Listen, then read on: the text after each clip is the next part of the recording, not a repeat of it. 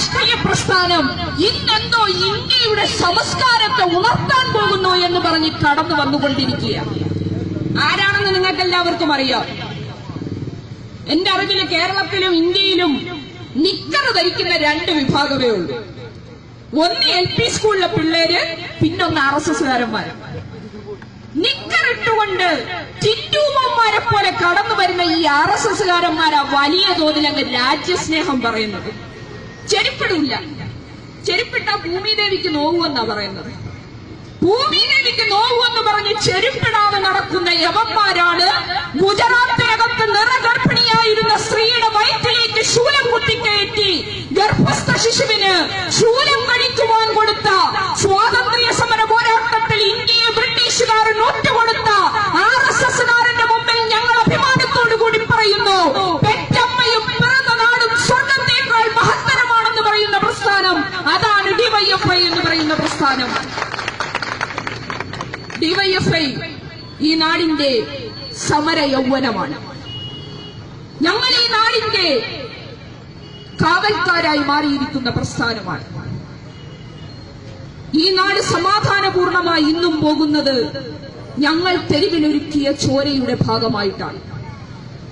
കേരളമെന്ന് പറയുന്ന ഈ സുന്ദരമായ സ്ഥലത്ത് ഇന്ന് വരെ ഒരു വർഗീയ കലാപം നടക്കാതിരിക്കുന്നതിന് വേണ്ടി ഈ നാടിന്റെ മതേതരത്വത്തെ കണ്ണിലെ കൃഷ്ണമണി പോലെ കാത്തു സൂക്ഷിക്കുന്ന പ്രസ്ഥാനം അതാണ് DYFI. ആ DYFIക്കാരന്റെ മുഖത്ത് നോക്കി ഏതെങ്കിലും ലൊട്ടിലൊടുക്ക് മാധ്യമങ്ങളോ പിന്നീട് തിന്നങ്ങ് കൂമ്പ വീർപ്പിച്ചാരിയാടനോ എന്തെങ്കിലും പറഞ്ഞാൽ അതൊന്നും കേട്ട് പുറകോട്ട് പോകുന്നവരല്ല, നട്ടലുള്ളവന്റെ നല്ല അച്ഛനും അമ്മയ്ക്കും പിറന്നവന്റെ പ്രസ്ഥാനമാണ് ഞങ്ങൾ DYFI എന്ന് അഭിമാനത്തോടു കൂടി പറയുവാൻ ഞങ്ങൾ ആഗ്രഹിക്കുകയാണ്.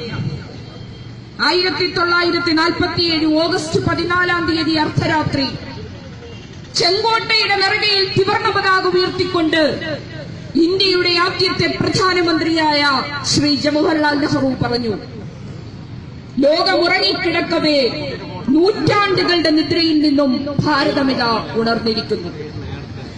നൂറ്റാണ്ടുകളുടെ നിദ്രയിൽ നിന്നുണർന്ന ഭാരതം ഇതുവരെ ഉറങ്ങാതെ മുന്നോട്ടു പോവുകയാണ്. രാജ്യത്തിന്റെ ജനാധിപത്യം ഇതുവരെ പണയപ്പെടുത്തേണ്ടി വന്നിട്ടില്ല. ലോകത്തിലെ ഏറ്റവും വലിയ ജനാധിപത്യ രാജ്യമായി ഇന്നും നമ്മുടെ ഭാരതം നിലനിൽക്കുന്നു.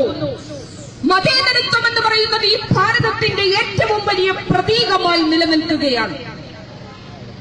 ഭാരതത്തിന്റെ ഏറ്റവും വലിയ പ്രത്യേകത എന്ന് പറയുന്നത് വിശ്വാസികൾ സ്വന്തം വിശ്വാസം ഉയർത്തിപ്പിടിക്കുന്നു, അതോടൊപ്പം തന്നെ അന്യന്റെ വിശ്വാസത്തെ ബഹുമാനിക്കുകയും ചെയ്യുന്നു. ബഹുസ്വരതയാണ് ഭാരതത്തിന്റെ സംസ്കാരത്തിന്റെ ഏറ്റവും വലിയ പ്രത്യേകത.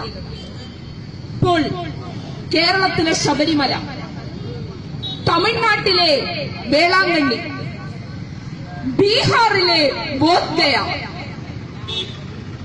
രാജസ്ഥാനിലെ അജ്മീർ, ഇവിടേക്ക് പോകുന്നത് ആ മതത്തിൽപ്പെട്ടവരോ ആ വിശ്വാസികളോ മാത്രമല്ല. വാവരസ്വാമിയെ തൊഴുതിട്ടാണ് ശബരിമലയിലേക്ക് അയ്യപ്പന്മാർ പോകുന്നത്.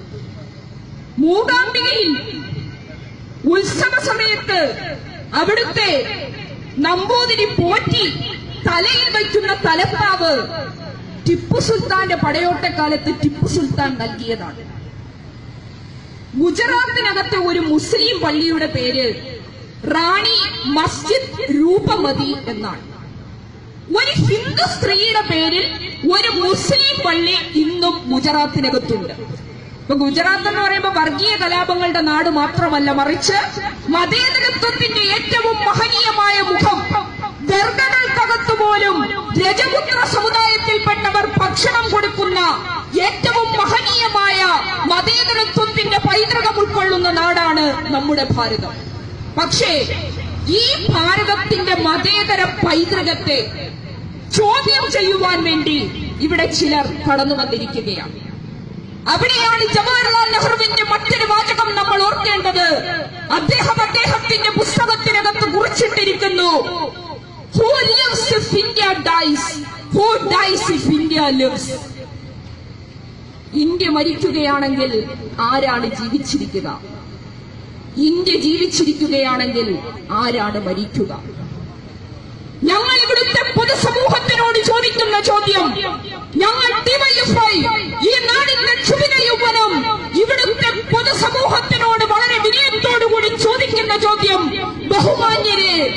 ഇന്ത്യ മരിക്കുകയാണെങ്കിൽ പിന്നെ നമ്മളിൽ ആരാണ് ജീവിച്ചിരിക്കുക?